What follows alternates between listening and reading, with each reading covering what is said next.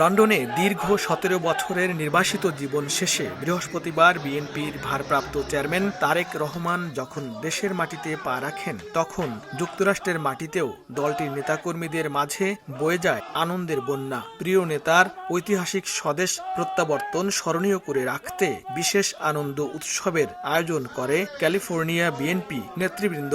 Loss অ্যাঞ্জেলেসের little Bangladesh অধ্যুষিত এলাকায় দলীয় কার্যালয়ের সামনে বড় পর্দায় এই দৃশ্য সরাসরি দেখেন নেতাকর্মীরা। এ সময় আবেগ আপ্লুত উচ্ছ্বাস জানান তারা। এই ফ্যাসিস্ট সরকারের পতনের মধ্য দিয়ে আজকে আমাদের 17 বছরের আশা আকাঙ্ক্ষার স্বপ্ন পূরণ হয়েছে।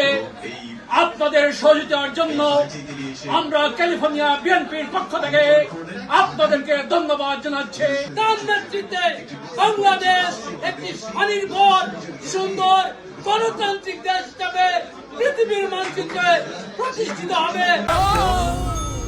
ডেন্টিস্টের পরামর্শ নাও নতুন কোলগেট অ্যাক্টিভ সল্ট। আয়োজনে বক্তব্য রাখেন ক্যালিফোর্নিয়া বিএনপির সভাপতি বদরুল আলম চৌধুরী শিপলু এবং সাধারণ সম্পাদক এম ওয়াহিদ রহমান সহ অন্যান্য নেতৃবৃন্দ। রাতভর চলে দলীয় নেতাকর্মীদের আনন্দ উৎসব। বাংলাদেশের মাটিতে আজ তারেক রহমান। লস্কর আল মামুন, সময় সংবাদ, লস অ্যাঞ্জেলেস, যুক্তরাষ্ট্র।